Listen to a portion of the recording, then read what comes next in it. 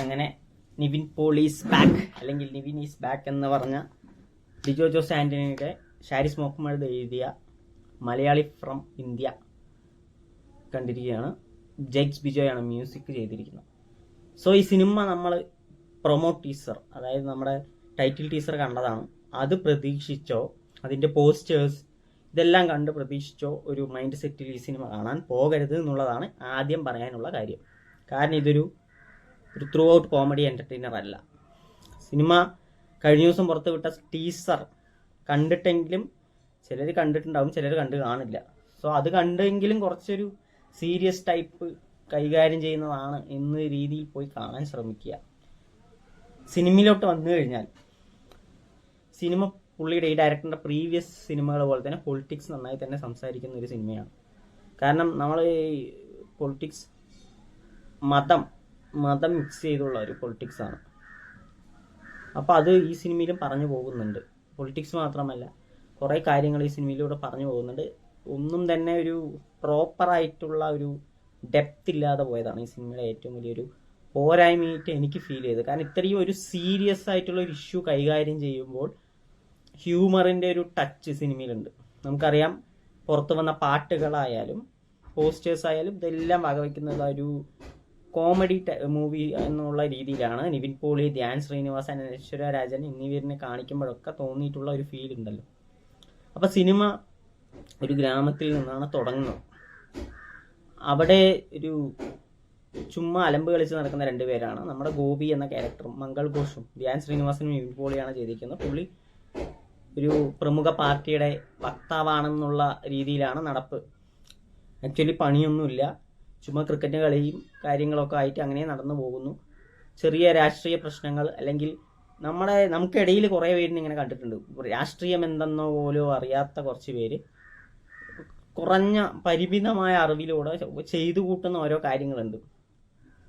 അതിൻ്റെ ഭവിഷ്യത്ത് കാരണം അവിടെ വലിയൊരു പ്രശ്നം തന്നെ ഉണ്ടാവുകയാണ്. മതപരമായിട്ട് അവർ ഹിന്ദു മുസ്ലിം തമ്മിൽ വലിയ രീതിയിലുള്ള പ്രശ്നങ്ങൾ ഉണ്ടാവുകയും തനിക്ക് നാടിൽ നിന്ന് പുറത്തോട്ട് പോകേണ്ട ഒരു അവസ്ഥ വരികയാണ്. തുടർന്ന് ദുബായിലേക്ക് പോകുന്ന നായകൻ അബ്രോഡ് പോവുകയാണ്. അങ്ങനെ മരുഭൂമിയിലെത്തുമ്പോൾ നമ്മൾ വിചാരിക്കും ഇത് ആടുജീവിതം, കാരണം ഇത് കണ്ടത് കൊണ്ട് ആടുജീവിതം പോലെ തോന്നിക്കും. അവിടെ പുള്ളി മരുഭൂമി എത്തിയതിന് ശേഷം നിവിൻ പോളിയും ഒരു പാകിസ്ഥാനുമായിട്ടുള്ള ഒരു കോമ്പിനേഷൻ സീൻസൊക്കെ അത്യാവശ്യം ചിരിക്കാനുള്ള വക സമ്മാനിക്കുന്നുണ്ട്. പക്ഷെ ഞാൻ പറഞ്ഞ പോലെ ഈ കോമഡി ആണെങ്കിൽ, ഒരു കോമഡി മൂവി ആ ഒരു ട്രാക്കിൽ പോകുന്നതാണെങ്കിൽ ഇതെല്ലാം ഓക്കെയാണ്. അങ്ങനെ മതപരമായ പൊളിറ്റിക്സ് പറഞ്ഞു.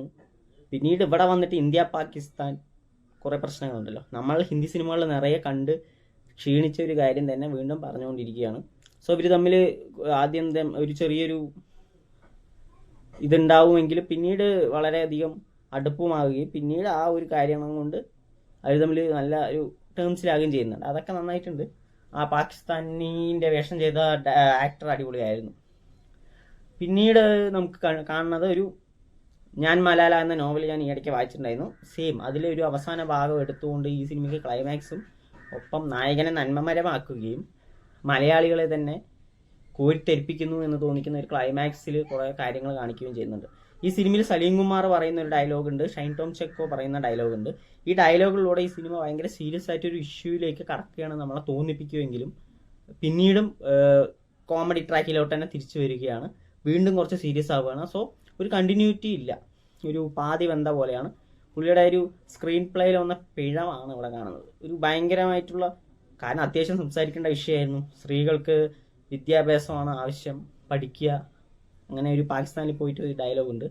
അത് കണ്ടപ്പോൾ എനിക്ക് ബജ്രംഗി ഭായിജാൻ ഓർമ്മ. സോ അതാണ് പുള്ളി എല്ലാ സിനിമയിലും പറയുന്ന പോലെ പൊളിറ്റിക്സ് പറയാൻ ശ്രമിക്കുന്നുണ്ട്. പക്ഷെ ഇതിൽ ഹ്യൂമർ ടച്ച് കൊണ്ടുവന്നു. നിവിൻ പോളി ഉള്ളത് കൊണ്ട് തന്നെ ഹ്യൂമർ നന്നായി വർക്കൗട്ടായി. ഈ പുള്ളി നന്നായി ചെയ്തു, ചിരി വരുന്നുണ്ട്. പക്ഷെ അതൊന്നും ഏൽക്കുന്നില്ല. കാരണം ഇതിൻ്റെ വിഷയം അതല്ല. ഇതിൽ പൊളിറ്റിക്സ് പറഞ്ഞു, എല്ലാം പറഞ്ഞു. അവസാനം ഞാൻ പറഞ്ഞ പോലെ നന്മമരം കാണിച്ചു. പക്ഷെ എന്താണ് ഉദ്ദേശിച്ചതെന്ന് എനിക്ക് മനസ്സിലായില്ല.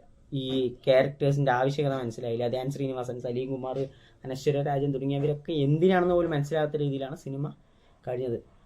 സത്യത്തിൽ ഈ സിനിമ എനിക്കൊരു പൂർണ്ണ സംതൃപ്തി തരാത്തൊരു സിനിമയാണ്.